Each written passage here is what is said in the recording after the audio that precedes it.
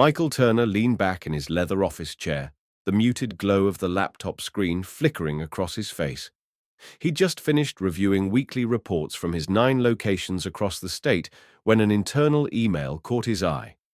Subject line, Security, Incident. Curious, he clicked the attached file and waited as the footage loaded. The scene was quiet at first. A young woman in the company's standard uniform stood just outside one of the Summit Bites restaurants holding a takeout bag. She knelt slightly to hand it to a man sitting on the curb, his clothes worn, his expression tired. She smiled gently, said something inaudible to the camera, then turned to walk back inside. That's when another figure burst into frame, a man in a shift. Manager's apron stormed out of the building. His face was contorted with anger, his arms flailing as he pointed sharply toward the parking lot. The girl froze, turned, tried to explain, but he wasn't listening. Within seconds, she pulled off her name tag and apron. She had been fired. Michael stared at the screen, his stomach twisting. The footage had no audio, but it didn't need sound to tell him what had happened. He didn't recognize the girl's name immediately, but that wasn't unusual. He had acquired Summit Bites 2 years ago, when it was a failing chain of sandwich shops barely staying afloat. He had overhauled the supply chain, refreshed the branding, introduced digital systems, and trusted his district managers to carry out the day-to-day execution. This moment, though, this clip hit him harder than any metric ever had, firing someone for offering a meal to a man clearly in need.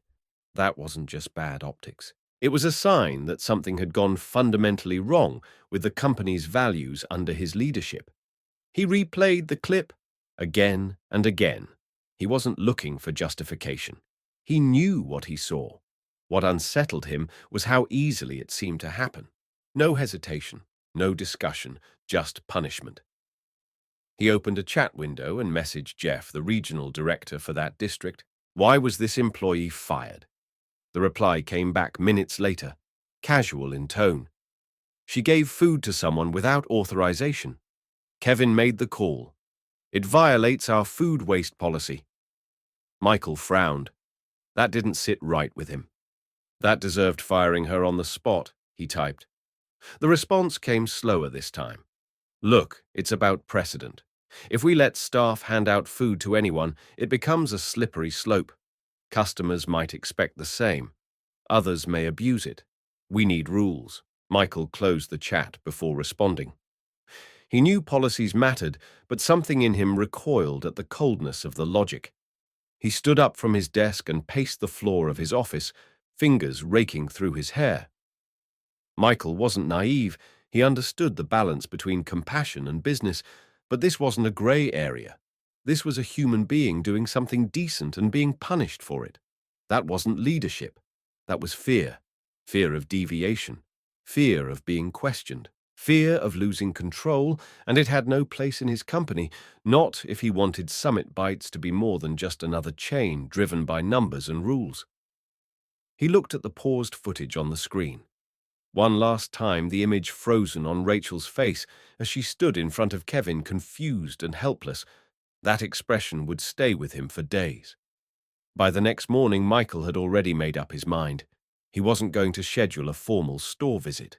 He wasn't going to bring in HR or have Jeff investigate. He needed to see the situation with his own eyes, unfiltered. He dug through an old box in his closet and pulled out a pair of thick-framed glasses he hadn't worn in years, swapped his button-down shirt for a Summit Bites trainee uniform, shaved his beard, with a baseball cap pulled low and a different name tag clipped to his chest. He barely looked like the man who ran the entire company. And that was the point. No special treatment. No polite facades. Just observation. Driving to the restaurant in question, Michael felt the nerves settle deep in his stomach. It had been a long time since he'd worked the floor, flipping sandwiches, manning the grill, taking orders face to face. But today wasn't about nostalgia. It was about accountability. He parked a block away, took a deep breath, and stepped into the restaurant like any new hire would. The smell of grease, the sharp hum of the fryer, the clatter of morning prep, it all felt familiar and foreign at the same time. And as the manager on duty approached, clipboard in hand and eyes already scanning past him, Michael knew his real work was about to begin. The next morning, Michael Turner stepped out of his car, dressed like someone he hadn't been in years. His tailored suit had been swapped for a standard-issue Summit Bites polo, and his usual polished shoes were replaced by worn sneakers. A name tag on his chest read, Matt. His middle name rarely used outside legal documents. He'd tucked his dark hair under a cap and added thick glasses to complete the disguise. No one would recognize the CEO today. That was exactly the point. He wasn't here for a tour or a photo op. He was here to understand on the ground level what kind of culture had grown in his absence. Inside the restaurant, the morning shift buzzed with activity. Orders rang through the monitors, steam curled from the griddle. A stack of breakfast sandwiches was already piling up in the warmer. Michael slipped in quietly, head down, joining the line of workers clocking in. The general manager, Kevin, barely looked up from his clipboard. "You, the new guy," he muttered. Michael nodded. "You'll be shadowing Rachel," Kevin said flatly, jerking a thumb toward the back. "She knows the ropes." The irony didn't escape Michael. Rachel was the very employee he'd seen fired in the footage. Apparently she had come in to help again, despite what happened, probably out of a sense of responsibility more than anything. That alone said something. He found Rachel near the prep sink, sleeves rolled up, scrubbing down a cutting board. Her ponytail was messy and fatigue lingered in her eyes, but when she looked up and saw him, she smiled anyway. "You must be Matt. I'm Rachel," she said, offering her hand. "First rule, never let Kevin catch you standing around. He hates that." Her tone was light, but Michael could sense the heaviness beneath it. Throughout the morning, he followed her through the motions. She moved with quiet precision, chopping vegetables, wrapping orders, cleaning surfaces, helping other teammates without being asked. She greeted customers politely, even when they were impatient or rude. Michael watched her work. Stunned by her grace under pressure, this was the person they fired. Eventually, during a lull in the rush, Michael took a chance. "So, I heard someone got fired recently. What was that about?" Rachel's shoulders stiffened, her eyes staying on the sandwich she was assembling. "That was me," she said, almost casually. "Homeless guy came in asking for water. He didn't beg or make a scene, just looked tired. I gave him a meal." She shrugged, still not meeting his gaze. Next thing I knew, Kevin was yelling, said I broke company policy and told me to go. She smiled faintly, though there was no joy behind it. I get that there are rules, but it just felt wrong to ignore someone who was hungry. Michael didn't respond right away. Instead, he helped wrap the sandwich she was working on and handed it off to the cashier. The story she had just told him echoed exactly what he had seen on the security footage, but hearing it from her own mouth made it even more real.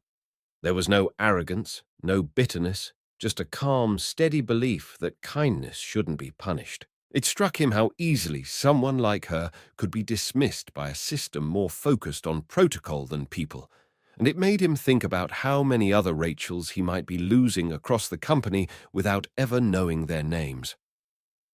As the day went on, Michael continued working alongside her.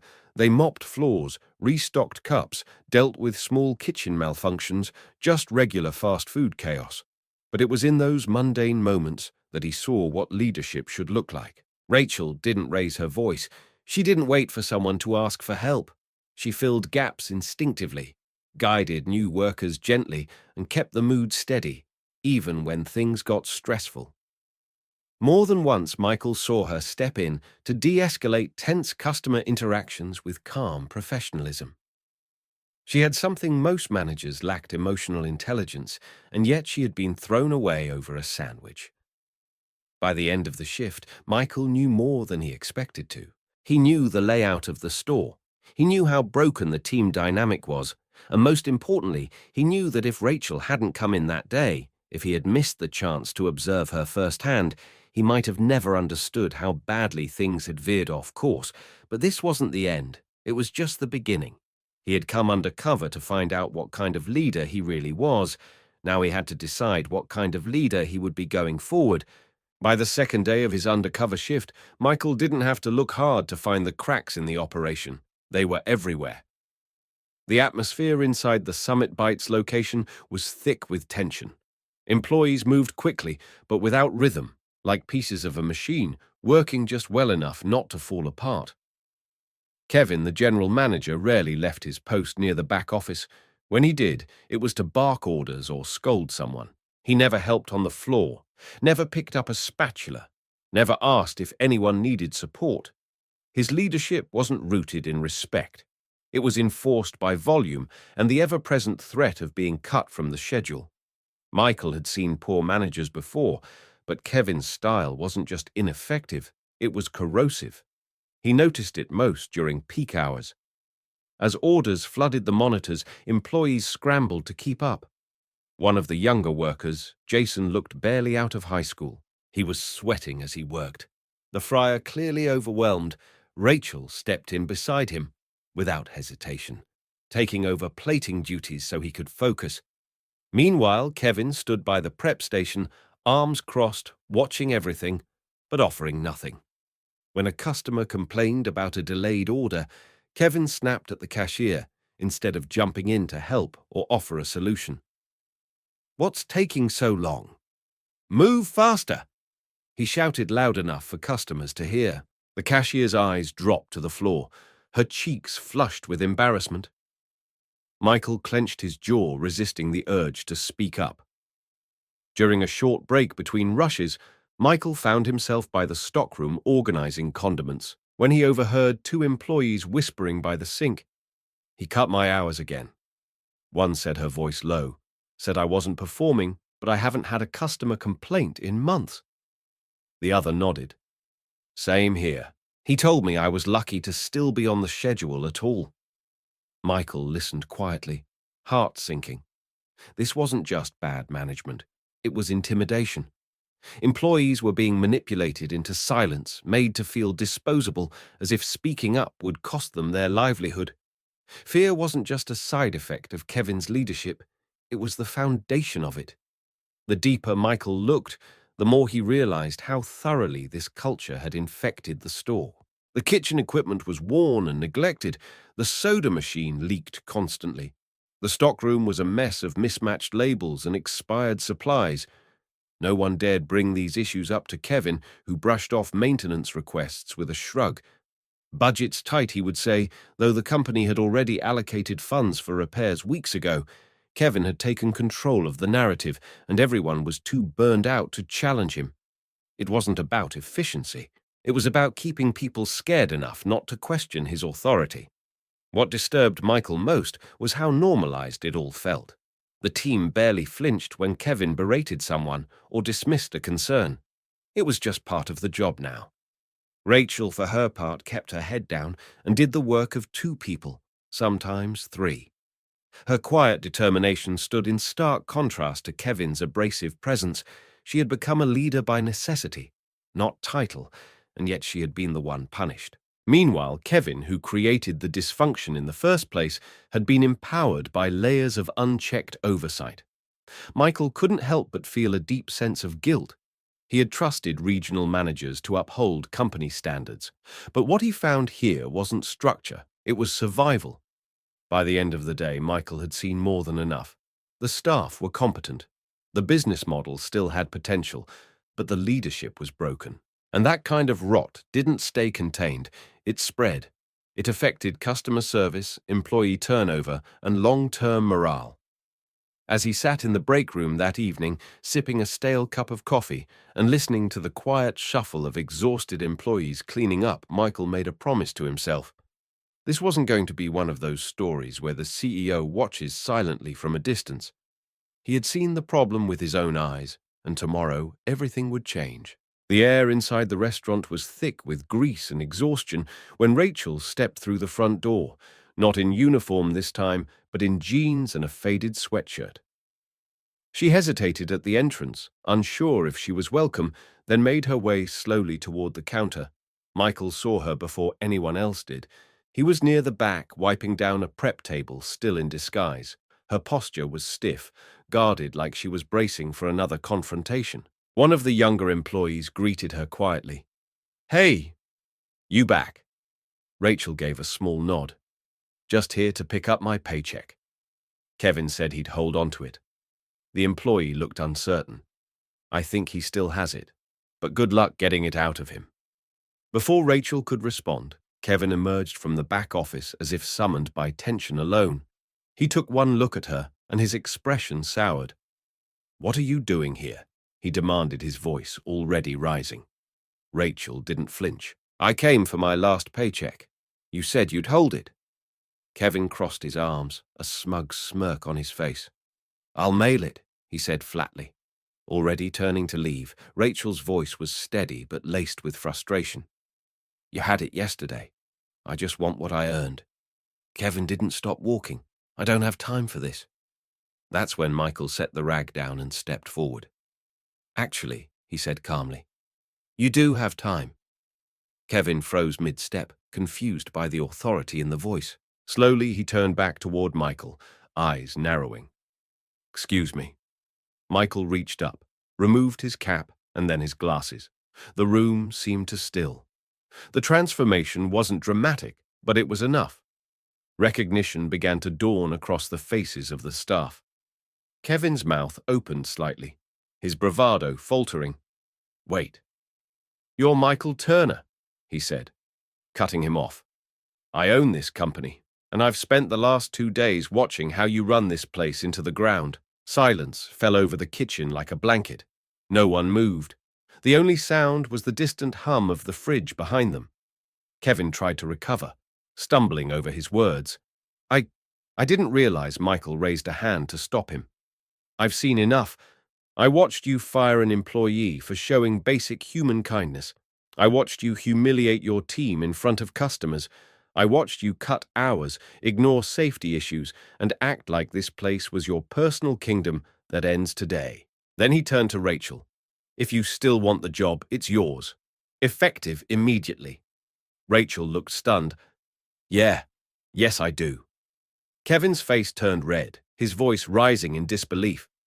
"You can't just fire me." Michael's tone didn't change. "I can. And I am."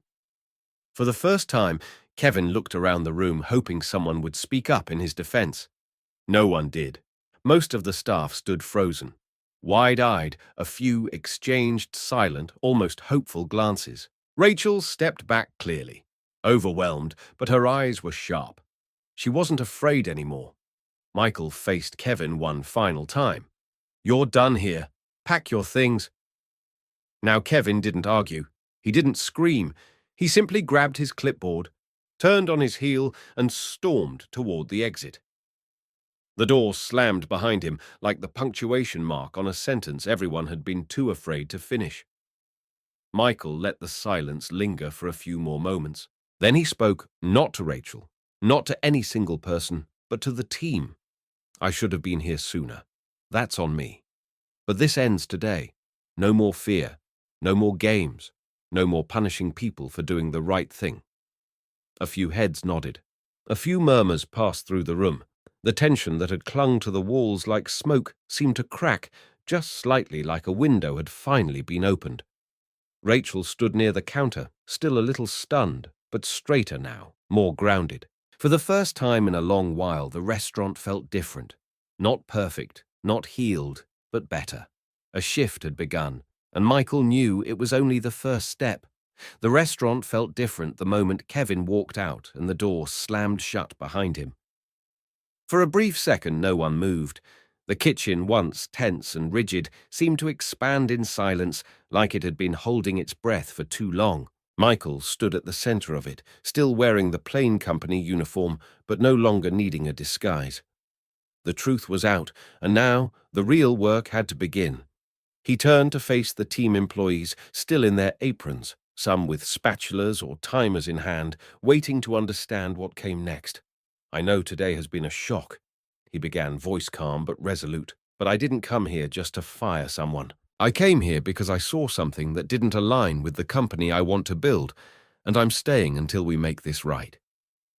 He looked around the room, meeting their eyes one by one, not as a boss issuing orders, but as someone finally showing up. The first thing that changes is respect, he said. No more cutting hours without cause, no more intimidation, no more decisions made to scare people into silence. If you're scheduled to work, you deserve the time, the trust, and the pay that comes with it. That starts now. There was a noticeable shift in posture among the staff. It wasn't dramatic. No one burst into applause, but shoulders loosened, eyes lifted. It was the first time many of them had heard those words spoken with sincerity from anyone in authority. Michael could see it in their faces.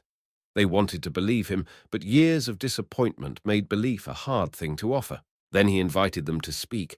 If you've been mistreated, if your hours have been unfairly cut, if you've been ignored when something felt wrong, I want to know. Not next week, not through a form. Now, there was hesitation at first. Employees glanced at each other, unsure if it was really safe to speak. Then slowly a cashier stepped forward. Kevin cut my hours last month, she said quietly. Said I wasn't efficient enough, but I've never had a complaint from a customer. Another worker chimed in, this time a teenage boy working part-time. He told me to prove myself all over again after I covered extra shifts, said loyalty didn't count anymore. The stories came like trickles, then waves, small seemingly isolated experiences that when spoken aloud together revealed the weight of what the team had been carrying. Michael listened to every word, not interrupting, not correcting. He took notes mentally, asking follow-up questions only when needed. This wasn't a performance.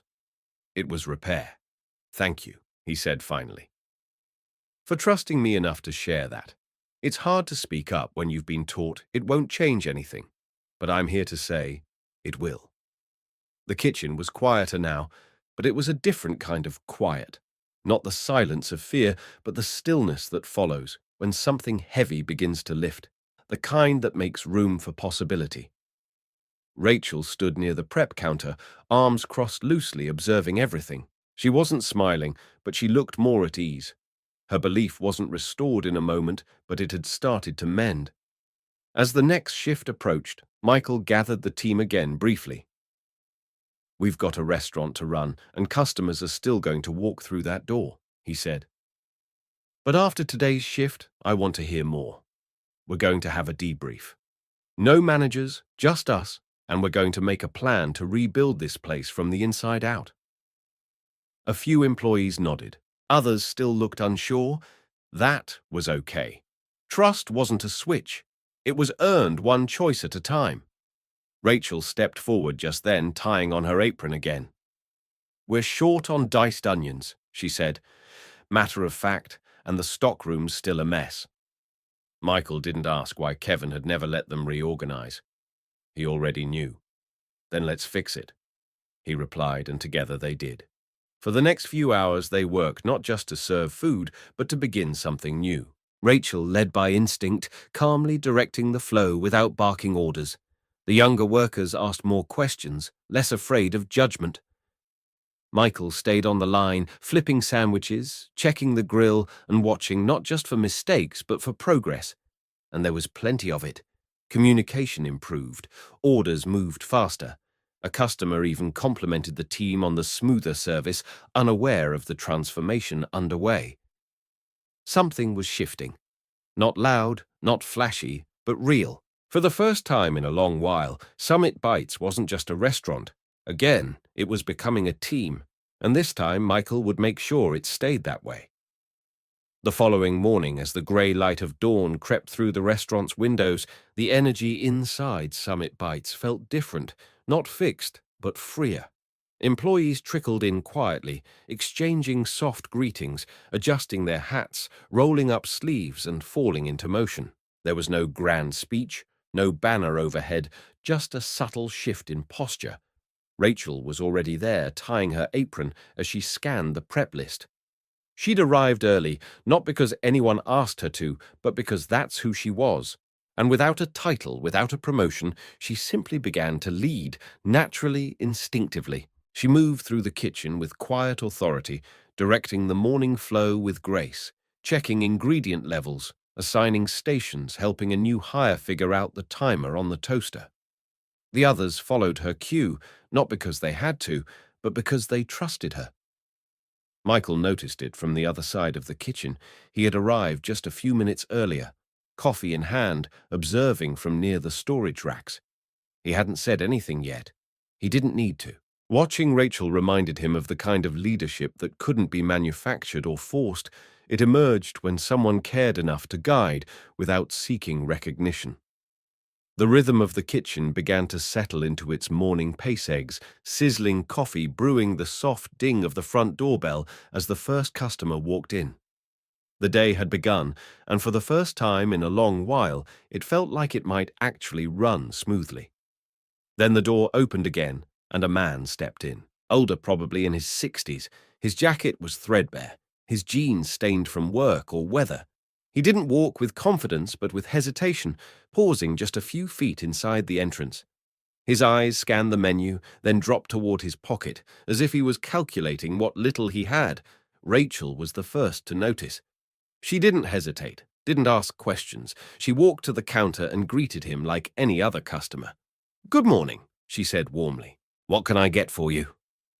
The man fidgeted. "Just a coffee, that's all." Rachel nodded, coming right up. She turned to ring it in, but before she could reach for her wallet, Michael stepped forward. "Make it lunch," he said gently. Rachel glanced at him, then at the man, unsure what he meant.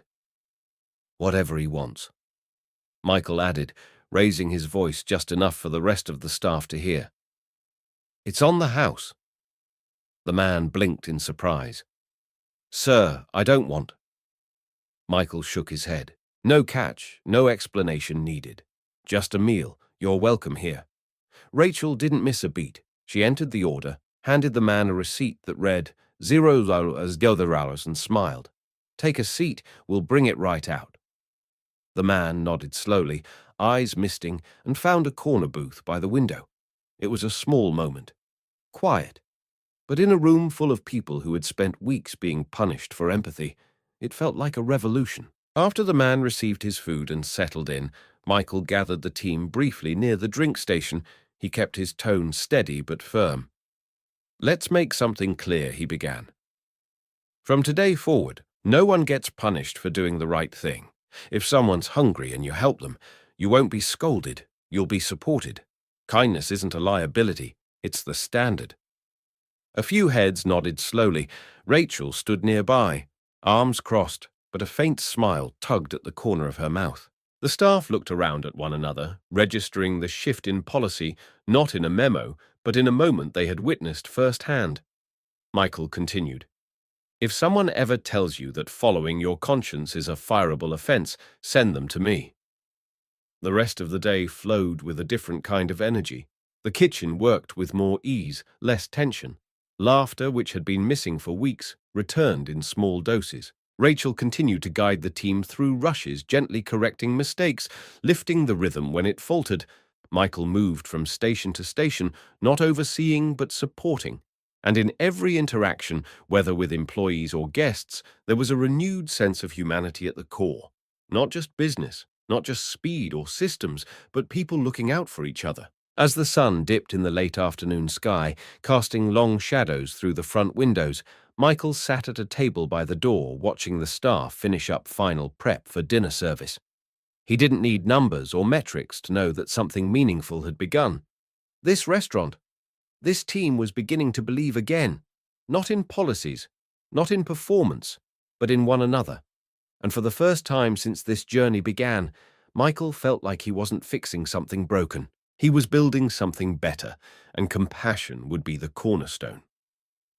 The morning after the policy shift, a different kind of energy buzzed through the walls of Summit Bites.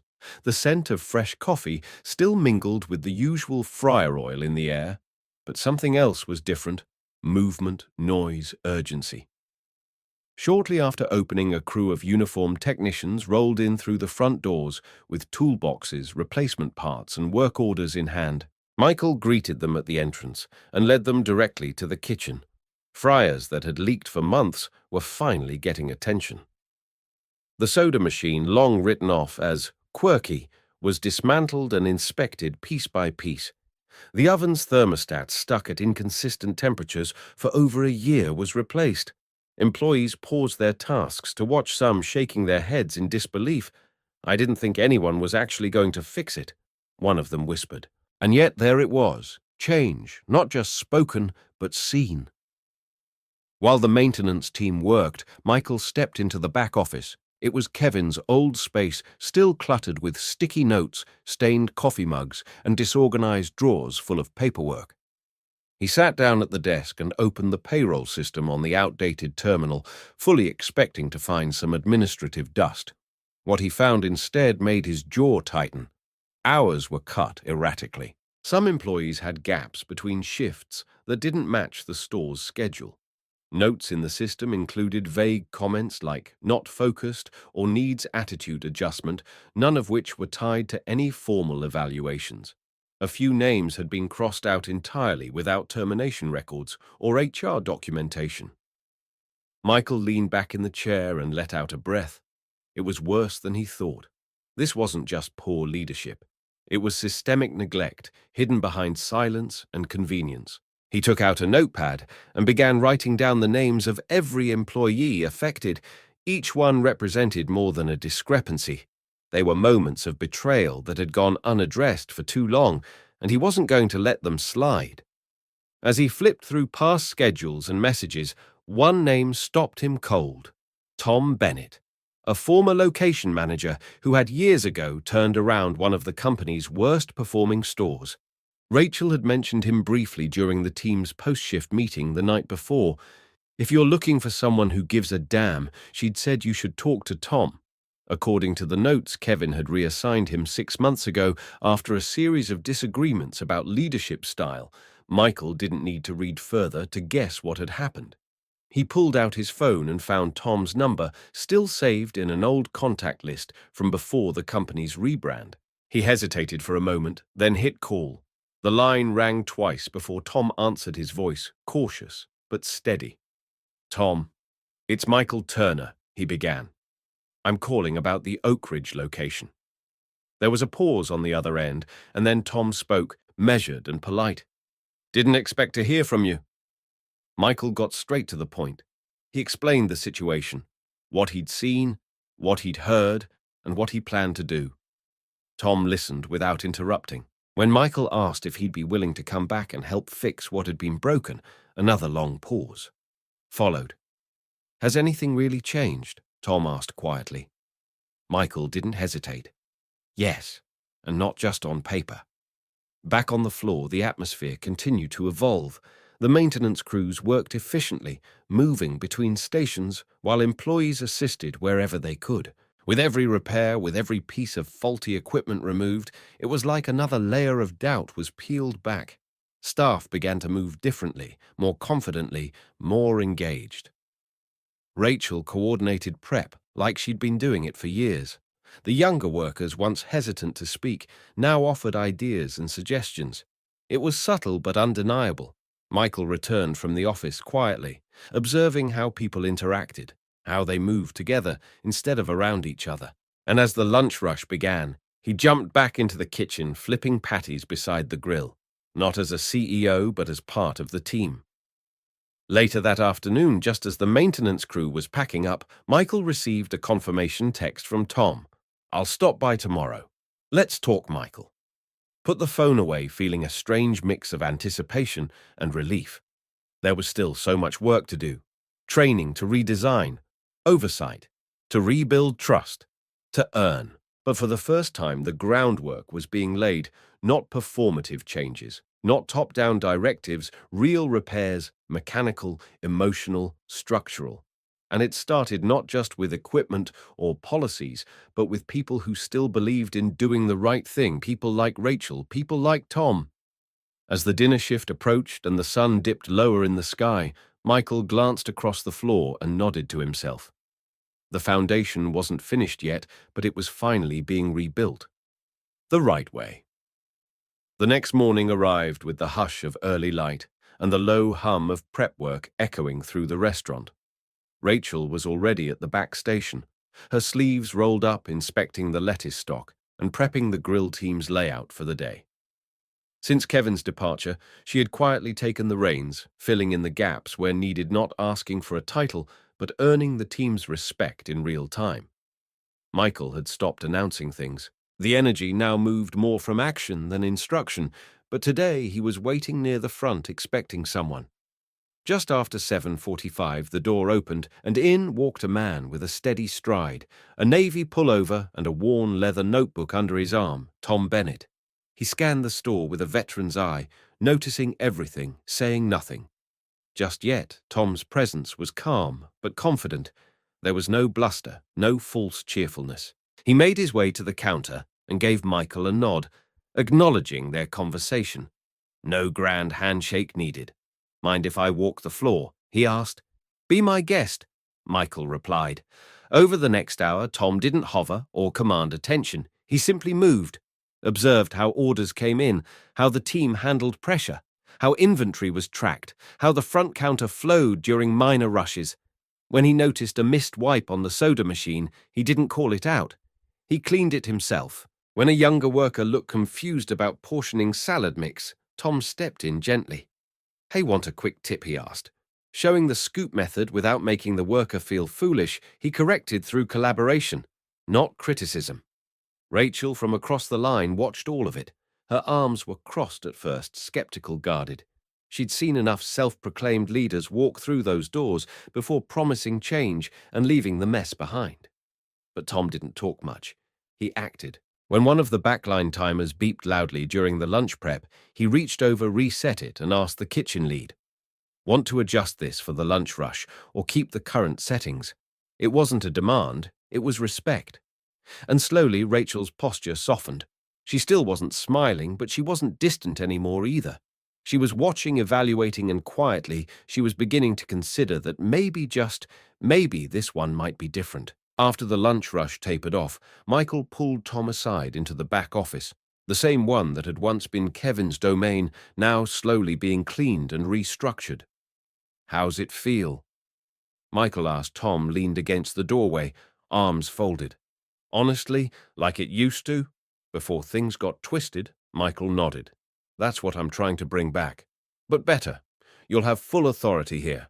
I'm not going to micromanage you, and I won't let corporate breathe down your neck. I just need someone who leads with principle." Tom was quiet for a second, then gave a short, satisfied nod. "That's something I can work with." Back on the floor, the shift began to reset for the evening. Tom didn't take over. He blended in. He began quietly reorganizing the storage setup behind the counter, labeling bins, cleaning the register drawer, asking team members what small changes would make their jobs easier. The team, still unsure what to expect, began warming to him. A few asked questions, a few cracked jokes. One of the dish team members offered him a fresh towel, and Tom thanked him with a nod that felt real. Rachel, who had taken a break near the back table, watched him for a while.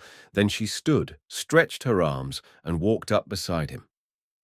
"Didn't think I'd see you back here," she said. Tom smiled. "Didn't think I'd be back. But here we are." By the time closing time neared, the store felt steadier. The chaos hadn't disappeared, but it felt managed, not from pressure or fear, but from leadership. Michael stayed to the side, observing how Tom moved within the space, listening more than talking, asking more than instructing. This wasn't about fixing everything in a day. It was about starting from trust and building upward. As the team cleaned up and laughter started to return in pockets, Michael knew the decision had been right. Tom didn't come back to relive the past. He returned to rewrite the future. And if the quiet hope in Rachel's eyes meant anything, that future had already begun, the next few days unfolded, not with fireworks, but with consistency, and for a team used to instability, that alone was powerful. The fryers were working again. The soda machine no longer groaned like a dying engine. Orders flowed with fewer hiccups. Customers started to notice, offering more smiles, fewer complaints. But it wasn't just the mechanics that had shifted. It was the people. Employees began showing up a little earlier. Some stayed a little later. They spoke more freely. They shared laughs over prep work. It was the kind of subtle shift you only noticed when you'd spent too long in silence. And right in the middle of it all was Rachel. Still in uniform, still on the line, but somehow different. Quieter. Yes, but also more deliberate. Watching, listening, guiding when needed. Without a title, she was already leading. Michael saw it too. Each day he walked through the store with a fresh notepad and open ears. He wasn't chasing perfection. He was cultivating progress. One afternoon, after a smooth lunch rush, he found Rachel reorganizing the sauce station and asked if they could talk. They sat in the break room, still smelling faintly of fryer oil and lemon disinfectant. "Have you ever thought about moving into management?" he asked gently. Rachel looked up, surprised. "Me?" He nodded. "You're already doing the job. You lead without forcing it. People follow you because they trust you." She sat with the question for a moment. "I've never wanted the title," she admitted. "Titles don't mean anything if the culture's broken, but if I can help fix what's been broken, I'd consider it." Michael smiled. That's all I needed to hear. From that moment, Rachel began easing into the role, not as a promotion, but as a responsibility. She didn't change her tone or start acting different. She simply became more intentional. During peak hours, she stepped up to troubleshoot. During slow periods, she coached newer team members. If someone was overwhelmed, she was the first to notice and the first to help. And with Tom back in the manager's chair, there was no ego, only collaboration. The store began to run like a place where people wanted to be, and more importantly, it began to feel like one. Summit Bites, once dismissed as just another job, started becoming something else entirely, a space where hard work was met with dignity, where voices were heard, and where change didn't come as a threat, but as a promise. Kept Michael, for his part, stayed close, but not overbearing. He made it clear to Tom and Rachel that support was always available, but micromanagement was not returning. He launched weekly team check-ins, began reworking scheduling software to prioritize fairness, and opened a direct channel for employee feedback, anonymous if needed. And it wasn't just lip service. Every comment was read, every concern was addressed. Michael had come undercover to observe, but now he was fully present to rebuild. Not just one store, but the values that would define every location under the summit. Byte's name moving forward. "One good shift isn't enough," he told the staff during a meeting. "We're not fixing a moment, we're changing a culture." Slowly, belief began to return. Employees who had once hidden behind routines now began suggesting improvements. A part-time cashier offered a system for handling drive-through backups. The night cook asked about cross-training to help during lunch hours. One of the dish team members started prepping vegetables in downtime to help the grill staff. These weren't orders, they were choices, voluntary acts from a team that was beginning to care, not because they had to, but because they wanted to. Summit Bites, little by little, became a place people spoke about with pride. The kind of job you told your friends wasn't so bad, the kind of shift you didn't dread walking into. On a Thursday evening just after closing, Michael stood in the dining area while the last chairs were lifted onto tables. The fluorescent lights buzzed softly overhead, and the scent of fresh mop water lingered in the air. Rachel approached him, arms loosely crossed her hair, pulled back with a pen tucked behind one ear. "It's not perfect yet," she said, "but it's starting to feel right." Michael nodded. "That's all we need. Just the right start." Outside, the parking lot was quiet. Inside, the foundation was no longer cracking. It was solidifying. And in that moment, with a team that had learned to believe, again, a new chapter wasn't just beginning, it was already being written. If this story moved, you don't forget to support Deep Inside HQ by subscribing to the channel, sharing this video, and leaving your thoughts in the comments. Every view, every share, and every comment helps us continue telling stories that matter. Stories about courage, empathy, and the kind of leadership that inspires real change. Join us as we uncover more untold moments of truth and transformation. Your voice is part of this journey, so speak up, stay curious, and stay connected.